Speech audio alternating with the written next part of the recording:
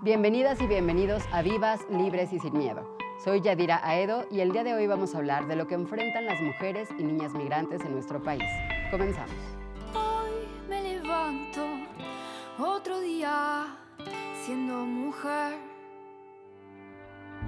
Ya no voy a correr porque juntas vamos a vencer. Vivas, no quiero, libres sin miedo. Vivas, no quiero, libres sin miedo.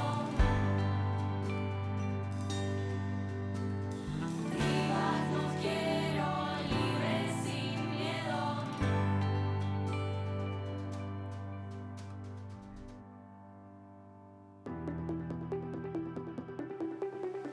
La historia de la humanidad es la historia de su andar incesante, de su migración, un impulso ancestral de supervivencia. Sin embargo, hoy quienes buscan un nuevo hogar, huyendo de la miseria o de la guerra, se encuentran con muros, prisiones, peligros permanentes que los acechan.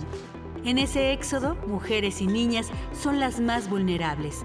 Para ellas, la tragedia se multiplica, sufren de malos tratos en caso de detención. Son orilladas a la prostitución, son víctimas de agresiones físicas, abuso sexual y operaciones de trata.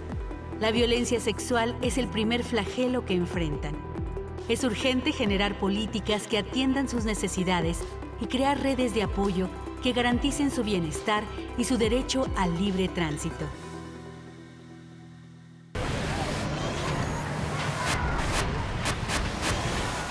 Hoy, en Vivas, Libres y Sin Miedo, nos visita Alma Cosette Guadarrama, investigadora de la Universidad La Salle AC.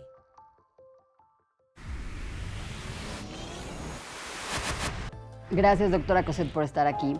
¿Cuál es el panorama que se enfrentan las mujeres y las niñas en México siendo migrantes? Muchas gracias por la invitación y muchas gracias por tocar este tema que es muy importante y muy sensible. La mujer migrante tenemos que pensarla en tres momentos.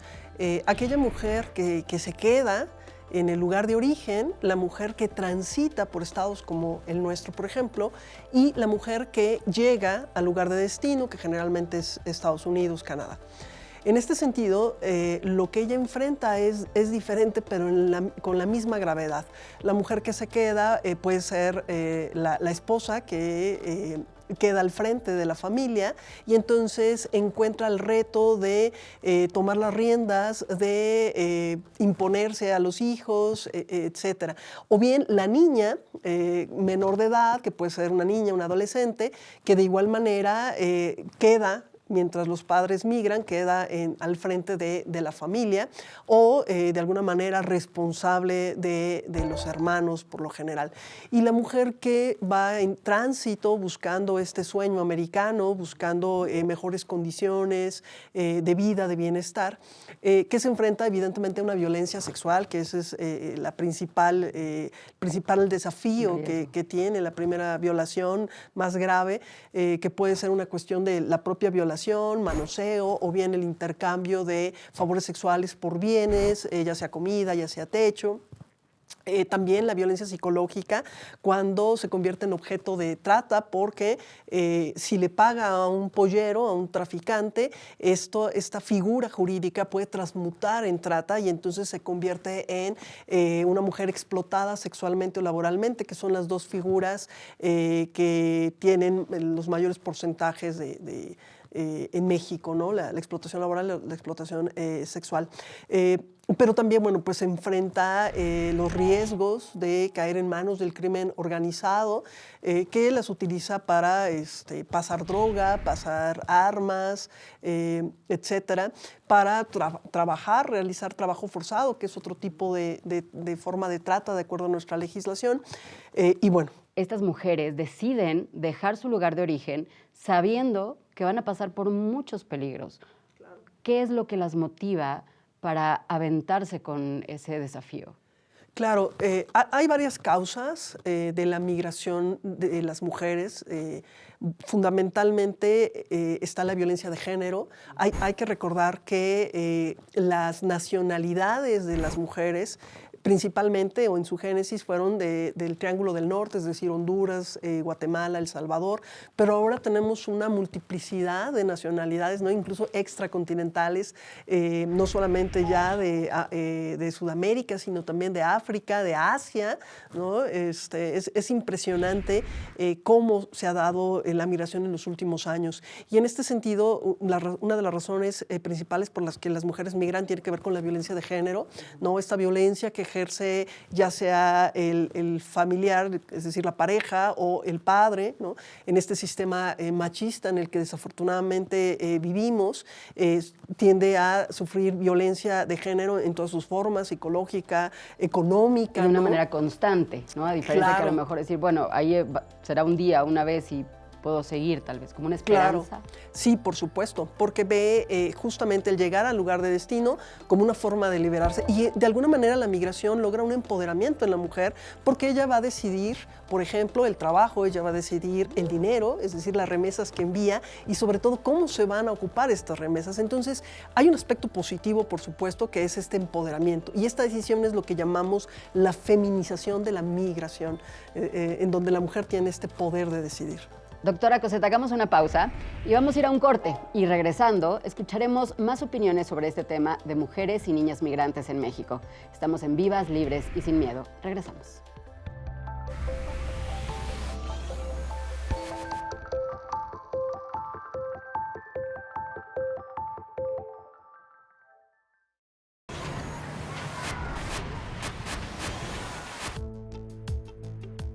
Seis años después del nacimiento de un hijo, el empleo de los padres alcanza el 84%, mientras que el de las madres se mantiene en el 62%.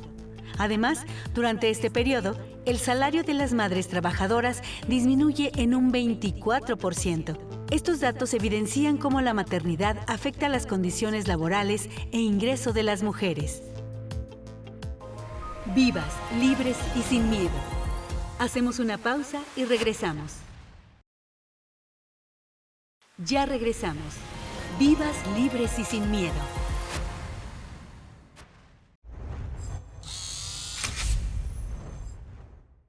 Bueno, pues la condición de género es algo que atraviesa totalmente el contexto de movilidad, dependiendo si eres hombre, mujer, niña, niño y adolescente. Y específicamente con las mujeres las atraviesa desde el motivo por el que migran. Usualmente muchas mujeres, niñas y adolescentes migran porque fueron víctimas de violencia de género, víctimas de abuso doméstico o inclusive son ya amenazadas en un punto en el que se podría cometer un feminicidio y demás.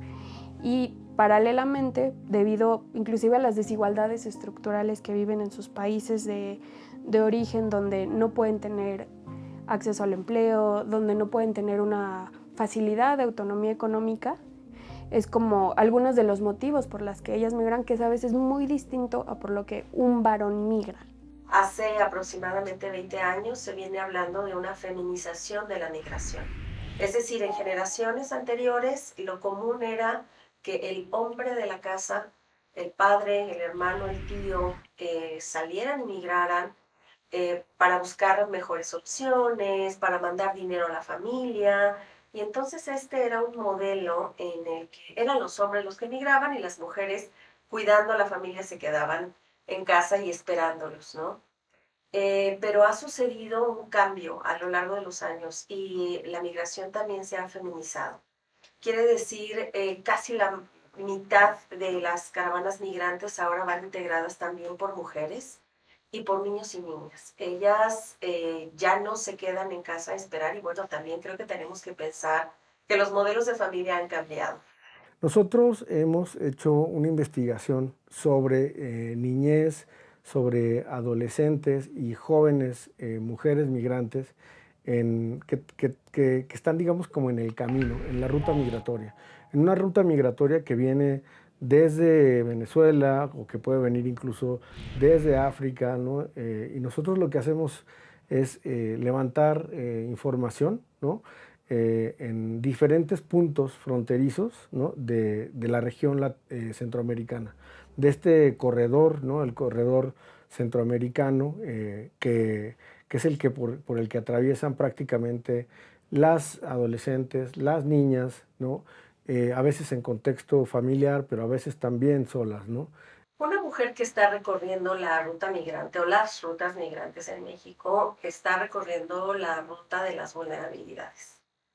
El ser mujer la coloca de por sí en una situación de mayor vulnerabilidad, en donde puede pasar desde sexo transaccional, por ejemplo, negociando apoyo, protección de hombres en la caravana, pues hasta violencia sexual, contactos sexuales que ella no desea y que evidentemente al conocerse que ella va sin la compañía de un varón, la vuelven vulnerable a eso. Pues hay una crisis de derechos humanos, pero no solamente en tema de las mujeres, sino en cuanto a los migrantes. Sin embargo, las mujeres, aún dentro de esta población que nosotros consideramos migrantes, siguen siendo mayoría, porque las mujeres en cualquier contexto pues sufrimos más de desigualdad y las oportunidades a las que accedemos pues son menos, ¿no? Y cuando una mujer decide migrar, entonces tiene otros factores en contra. Creo que muchas de estos factores son que las violencias se incrementan, pasan de tener unas violencias en sus lugares de residencia, en sus países de orígenes, como la desigualdad o la falta de oportunidades, pero ellas sufren otros tipos de violencia en el transcurso a su lugar de destino y en el lugar de destino, ¿no? Escucho con mucha frecuencia que se cuestiona cómo es posible que las mujeres pongan en riesgo a sus hijos e hijas. Pensemos en qué riesgo estarían en el país de origen como para haber salido. Muchas de ellas salen porque estaban en un contexto de mucha violencia social, de amenazas, de extorsión, los llamados derechos de piso, por ejemplo, gente que ha perdido todo, sus negocios, las únicas maneras de subsistencia y que ven la migración la única oportunidad y ven con esperanza, recorren con esperanza y con miedo la ruta migratoria. Entonces creo que eso nos dibuja un poco a qué nos referimos con la ruta de las vulnerabilidades, cómo es posible que al mismo tiempo emprendas ese camino con terror, con miedo y con esperanza, y sabiendo que el camino pues va a ser sumamente incierto.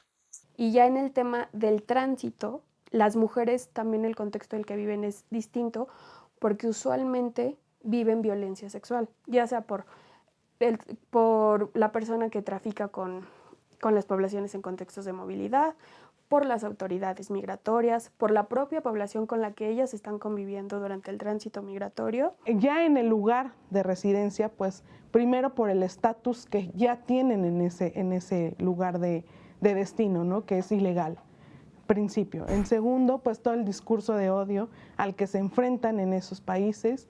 Y tercero, pues es la exclusión social completamente, porque al ser migrantes, pues no tienen acceso a los derechos de los que los ciudadanos de ese país de destino sí tienen. O sea, no podemos pensar que se puede atender desde una política pública, desde una acción de sociedad civil, desde una acción de organismo internacional, igual a una niña y una adolescente mujer que a un niño y un adolescente hombre, ¿no? Cada uno de los rasgos, ¿no?, de estas migraciones, ¿no?, tiene que ser atendido, ¿no?, con su propio lente de particularidad. En general, las mujeres, sin importar cuál sea tu nacionalidad, cuál sea tu estatus migratorio, es muy difícil hacer las denuncias porque no desconoces tus derechos, desconoces las instituciones. Para las mujeres migrantes en específico es más difícil porque desconocen cómo son los protocolos y inclusive aunque se conocen los protocolos, por ejemplo, sobre con quién tienes que acudir,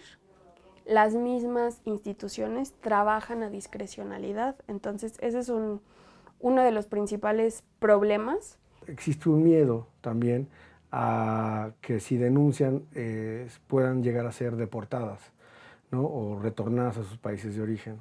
Lo cual, digamos, como que también dentro desde el trabajo de investigación y desde Imalab Social, que también estamos haciendo trabajo de incidencia, hemos hecho trabajo en Tapachula, donde nos colocamos en los puntos de entrada donde van llegando las personas, y lo que hacemos es justo llevarles información, decirles, bueno, si sufriste un delito, fuiste víctima de un delito, puedes denunciar y no tendrías que ser deportada. Al revés, si tú demuestras que sufriste un delito en México, tendrías acceso a una regularización y a una tarjeta de visitante por razones humanitarias.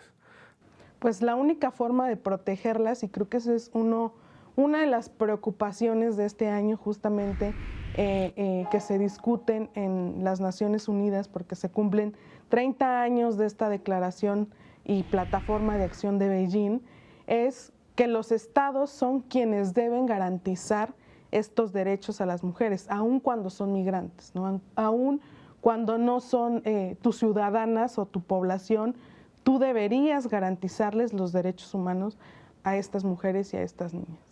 El informar que en territorio mexicano los derechos sexuales y reproductivos están vigentes para todas las personas que pisen suelo mexicano. Y esto queremos informarlo a las propias mujeres migrantes, a las personas que les acompañan, a los servicios de salud, en donde a veces hay dudas de si pueden atenderlas o no. Pero es un hecho que toda persona en territorio mexicano puede gozar de los derechos que nuestra Constitución garantiza, y entre ellos está pues el derecho a la salud. Para mí creo que el mayor consejo para las autoridades es que se acerquen y que se abran un poco a trabajar con todos los sectores que estamos trabajando alrededor del tema de la movilidad humana, desde la sociedad civil, desde la academia, desde las organizaciones internacionales, desde los colectivos. Creo que todas y todos tenemos que aprender mucho de cada sector. Vivas, libres y sin miedo. Hacemos una pausa y regresamos. Ya regresamos. Vivas, libres y sin miedo.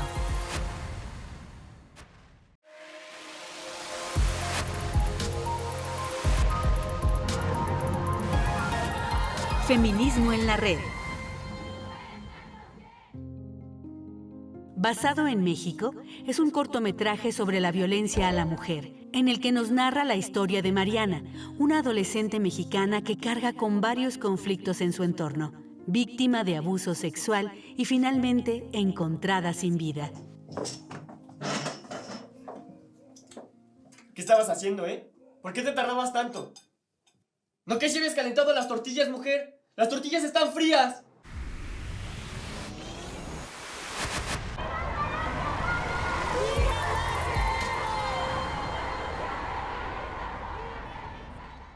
Es difícil responder esta pregunta porque todos necesitamos de todos, pero pues se puede ayudar, pues adelante. Hay que echarles la mano donde se pueda, pero pues si aquí ya somos muchos ya no cabemos, pero pues si se puede ayudar. Pues son más vulnerables, ¿no? Sobre todo si viajan solas, pues corren más peligro ante la delincuencia que hay, ¿no? Por los lugares de paso, sobre todo si son menores de edad, si vienen solas, corren más peligro de ser secuestradas, víctimas de prostitución, ¿no? Pues creo que no hay mucho apoyo, y en México las mujeres en general sufren mucha violencia, hay muchos feminicidios, hay mucho acoso. Y las mujeres migrantes están en una posición todavía más vulnerable porque al recién llegar al país están separadas de su red de apoyo. Entonces están más solitas y más vulnerables.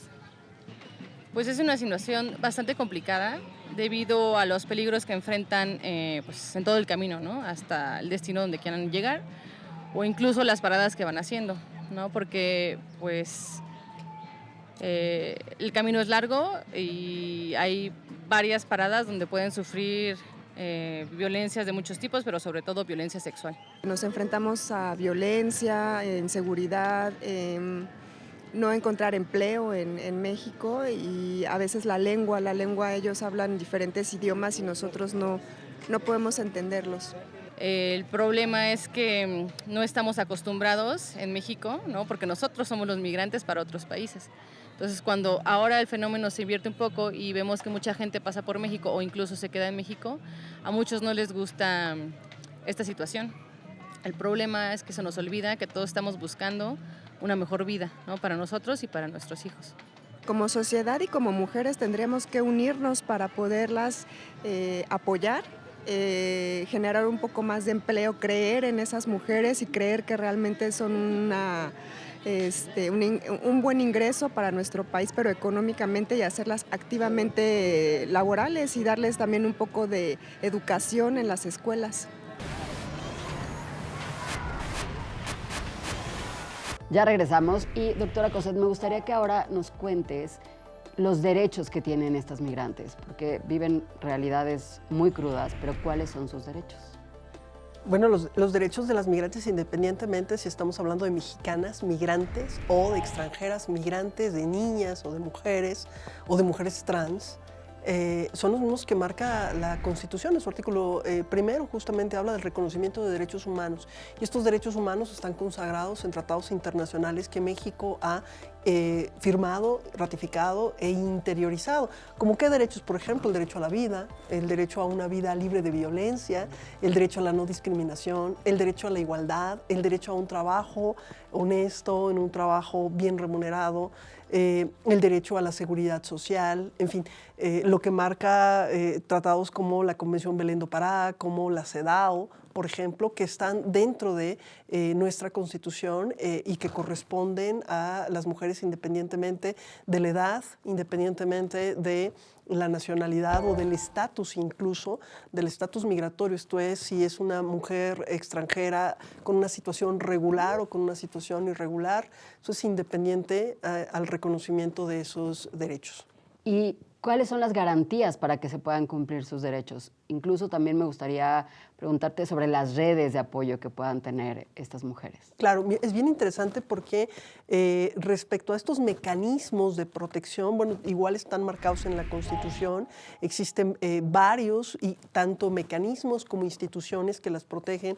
Evidentemente la más conocida es la Comisión Nacional de Derechos Humanos, las comisiones estatales en un momento dado, las fiscalías cuando sufren o son víctimas de algún tipo de delito, por supuesto, el amparo como tal en caso de violación a sus derechos. Ahora, respecto a lo que mencionas de las redes, las mujeres efectivamente, como cualquier otro migrante, mujer o varón, tienen redes de apoyo, redes familiares o redes comunitarias, que implica el familiar que se va, que ya migró y que de voz en voz van pasando la información respecto de los albergues, donde se ubica, sí, en el camino, donde es el más peligroso, donde están los criminales, la policía, en fin, cómo identificar a los diversos actores, en fin, comunitariamente están las redes sociales, que sí, literal, como Facebook, en donde ahí van de igual forma subiendo información, para que les puedan ayudar a aquellos migrantes que apenas van a llegar a su destino de la mejor manera, por decirlo de alguna manera, ¿no? Claro, y hace ratito mencionabas también las mujeres trans. Sí. Ellas tienen diferentes procesos, porque me imagino que también a veces los documentos cambian. Claro. ¿Cómo es esta situación? Que sé que también has visto muchos casos. Sí, bueno, a ver, aquí hay que entender que en el caso de las mujeres trans, las razones de su migración son un tanto diferentes. ¿En qué sentido? Porque su orientación sexual o su identidad de género, en este caso mujeres trans, estamos hablando de la identidad de género en donde no es concordante su sexo biológico con el sexo con las que se sienten identificadas o identificados en un momento dado, porque tenemos que hablar también de los hombres o mujeres trans, ¿no? Dependiendo. Las razones son distintas porque esta discriminación, esta falta de acceso al empleo, en realidad son causas que están vedadas por razones que salen de lo heteronormativo, ¿no? La norma heterosexual, que es lo que dicta que tiene que ser del hombre, el rol de la mujer, de acuerdo con estos constructos sociales, bueno, salen de esto y entonces se convierten en en razones específicas para salir de sus lugares de origen, sufren evidentemente discriminación, acoso, no hay estas posibilidades de empleo como las puede tener otra persona cuya orientación sexual e identidad coincide con lo heteronormativo. Se reduce, claro. Efectivamente, y teóricamente se construyen conceptos llamados exilio, que son estas causas alrededor de la orientación sexual o la identidad de género que las obligan o los obligan a salir de su país y aparentemente buscar ciudades, estados, nación en donde puedan ejercer este derecho al libre desarrollo de la personalidad, entendiendo que como parte de este derecho está, por supuesto, el desarrollo sexual, ¿no? Y esto implica entonces que tanto los niños, adolescentes, niñas, adolescentes, como personas adultas, pues tienen este derecho reconocido en nuestra legislación. Pues muchísimas gracias por estar aquí, por ampliarnos toda esta información y algún mensaje que quieras dar, porque sé que te enfocas mucho también como en la importancia de la humanidad, de ser empáticos. Sí, claro, a mí me parece muy importante, yo te agradecía mucho la invitación y sobre todo más que la invitación, el hablar de estos temas, porque justo el hablarlo implica visibilizar estos desafíos que una persona, independientemente si es hombre o mujer, independientemente si su orientación sexual o identidad de género coincide o no con lo heteronormativo, no deja de ser persona y me parece que eso es lo que tenemos que poner en el centro, el respeto hacia el otro. Muchísimas gracias. Y gracias a ustedes también por acompañarnos y por aprender juntas. Soy Yadira Aedo y nos vemos en el siguiente capítulo porque nos queremos vivas, libres y sin miedo. Desayuno con otra muerta más por la TV, que su pollera, que era fiestera, y su asesino que me voy de mi casa, quién sabe si podré volver. Solo quiero caminar en paz, deja de chiflar, que nos paren de matar. No quiero correr más por mis hermanas, voy a luchar, porque vivas no quiero, libres sin miedo. Así vivas no quiero, libres.